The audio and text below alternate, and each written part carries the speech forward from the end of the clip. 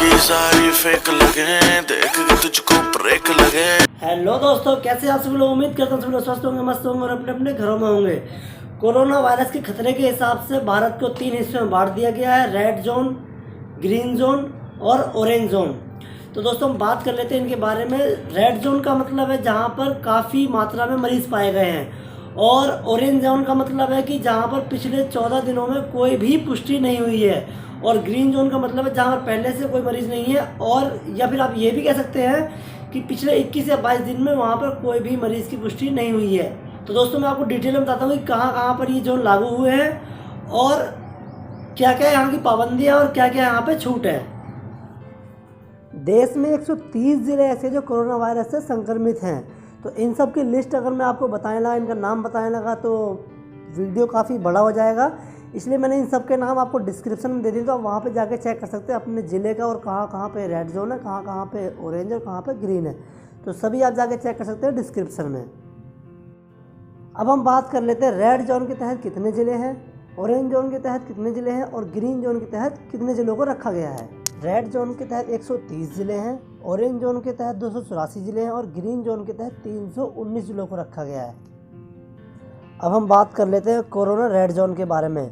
तो यहाँ पर आपको रिक्शा, ऑटो, टैक्सी परमिशन नहीं है, जैसे कि ओला, यूबर, यहाँ पे इन गाड़ियों की परमिशन नहीं है। बात करें तो सैलून, स्पा और ब्यूटी पार्लर भी बिल्कुल बंद रहेंगे, सभी बसें भी बंद रहेंगी, और जो प्राइवेट लोग हैं जो इमरजेंसी में कहीं आना जाना चाहते हैं, उनकी पर्सनल कार है या कोई और है, टू व्हीलर है, तो टू व्हीलर में सिर्फ 2 ही लोग बैठ सकते हैं, और कार में ड्राइवर के अलावा 2 लोग और बैठ सकते हैं। इससे ज़्यादा अगर बैठते हैं तो आप पे कड़ी कार्यवाही की जाएगी। अब हम बात कर लेते हैं कंस्ट्रक्शन साइट की।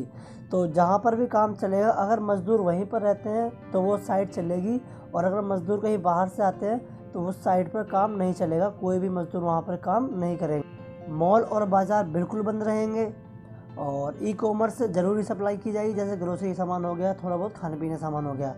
प्राइवेट और सरकारी ऑफिस खुले रहेंगे। किसानियों की गतिविधियाँ चालू रहेंगी। अगर किसानों को कोई चीज़ ज़रूरत है, अगर डिस्ट्रिक्ट जाना है या कहीं जाना है, तो कोई रोकथाम नहीं है, बस मास्क कंपलसरी होगा। फाइनेंशियल एक्टिविटी भी चालू रहेगी, आंगनवाड़ी, आश्रम भी चालू रहेंगे, और डाक सेवा भी चालू रहेगी। अब हम बात कर लेते हैं कोरोना ऑरेंज जोन के बारे में। तो यहाँ पर रिक्शा, ऑटो, टैक्सी सब चलेगी, जैसे कि ओला, यूबर, यहाँ पर सब चलेगी। एक ही पैसेंजर बैठ सकता है, लेकिन अगर कोई भी यहाँ पे ओला आप करते हैं तो यहाँ पर सिर्फ एक ही पैसेंजर बैठ सकता है। टू व्हीलर पर 2 बैठ सकते हैं, अगर आप कोई भी टू व्हीलर पर जाते हैं तो 2 लोग ही बैठ सकते हैं। दूसरे ज़िलों में जाने की इजाज़त बिल्कुल भी नहीं होगी, बसें भी नहीं चलेंगी, और बाकी जो रेड जोन में छूट है वही छूट यहाँ पर होगी। अब हम बात कर लेते हैं कोरोना ग्रीन जोन के बारे में। तो यहाँ पर नेशनल लेवल के अलावा कोई भी प्रतिबंध लागू नहीं होगा। नेशनल लेवल के बारे में अभी आपको मैं बताऊंगा ग्रीन जोन के बाद में। और यहाँ पर फाइनेंशियल एक्टिविटी पर बिल्कुल पूरी छूट रहेगी।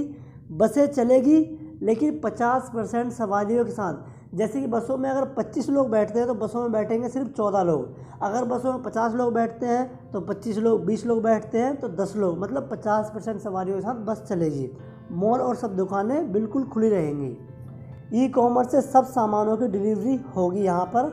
जैसे कि मैंने आपको बताया था कि रेड जोन में सिर्फ ग्रोसरी की सामान की डिलीवरी होगी, तो यहाँ पर ग्रीन जोन में सभी सामानों की डिलीवरी होगी। अगर आप इलेक्ट्रॉनिक सामान मंगाते हैं, कुछ भी मंगाते हैं, यहाँ पर सभी सामानों की डिलीवरी की जाएगी।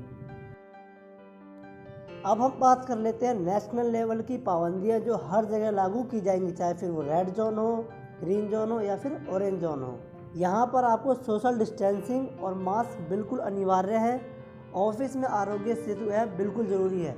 आरोग्य सेतु ऐप के बारे में मैंने भी एक वीडियो बनाया हुआ है, आप ऊपर आई बटन में जाकर या फिर वीडियो के लास्ट में या फिर डिस्क्रिप्शन में मैं लिंक दे दूँ, वहाँ पे जाकर देख सकते हैं। आरोग्य सेतु ऐप आपको बिल्कुल अपने फ़ोन में डाउनलोड करके रखना है। बहुत बढ़िया ऐप है, बहुत जेन्युइन ऐप है, ये मोदी सरकार द्वारा लॉन्च किया गया था। अब हम बात कर लेते हैं शाम 7 बजे से सुबह 7 बजे तक बाहर निकलने की इजाज़त बिल्कुल भी नहीं है, किसी को भी नहीं। रेल, हवाई जहाज़, मेट्रो और अंतर्राष्ट्रीय बसें सेवाएं बिल्कुल बंद रहेंगी। स्कूल, कॉलेज, होटल, रेस्टोरेंट, बार, सिनेमा हॉल, मॉल सब बंद रहेंगे। धार्मिक, राजनीतिक, सांस्कृतिक, सामाजिक और खेल कूद बिल्कुल बंद रहेंगे। और जो मेन मुद्दा है 65 से अधिक उम्र के और 10 साल से कम उम्र के गर्भवती महिलाएं और अगर किसी को गंभीर बीमारी है तो इन लोगों को बाहर निकलने पर बिल्कुल बहुत ज़्यादा पाबंदी रहेगी। इन लोगों को, अगर आप घर में कोई बड़ा है तो इन लोगों को बिल्कुल भी घर से बाहर नहीं जाने देना है। अब हम बात कर लेते हैं कंटेनमेंट एरिया के बारे में। तो कंटेनमेंट एरिया होता क्या है? जहाँ पर बहुत अधिक मात्रा में मरीज़ पाए गए हों या फिर वहाँ बहुत सतर्क रहने की ज़रूरत हो तो उसे हम कहते हैं कंटेनमेंट एरिया। अगर आपको इसमें डिटेल में वीडियो चाहिए तो आप वीडियो पे कमेंट कर दीजिए, मैं आपको शाम तक या फिर कल सुबह तक इसके बारे में डिटेल में वीडियो बना के दे दूँगा। अगर कहीं भी कंटेनमेंट एरिया लगता है तो वहाँ पर प्रशासन तय करेगी कि यहाँ पर क्या अधिकार है और क्या अधिकार नहीं है। वैसे जो सरकार के द्वारा अधिकार है वो है ये है कि लोगों को अपने फ़ोन में आरोग्य सेतु ऐप को डाउनलोड करना बिल्कुल अनिवार्य होगा। किसी भी तरह की कोई भी छूट नहीं दी जाएगी। सिर्फ इमरजेंसी में बाहर आने की इजाज़त या फिर इमरजेंसी में कोई वस्तु अंदर लाने की इजाज़त। उम्मीद करता हूँ दोस्तों वीडियो आपको अच्छा लगा और वीडियो अगर आपको अच्छा लगा तो वीडियो को लाइक कर दीजिए, कमेंट कर दीजिए और चैनल को सब्सक्राइब कर दीजिए और काफ़ी लोगों के पास शेयर भी कर दीजिए, क्योंकि जिन लोगों को नहीं पता है उन लोगों के पास भी ये जानकारी पहुंचनी चाहिए। और मैं आप सभी लोगों से हाथ जोड़ के निवेदन करता हूँ, प्लीज़ घर में रहिए। अगर आपको कोई इमरजेंसी काम है या कुछ राशन दूध वगैरह लाना है तो आप जाइए, वरना बिल्कुल मत जाइए। और टाइम पे आप हाथ धोते रहिए और सैनिटाइज करते रहिए। जय हिंद दोस्तों।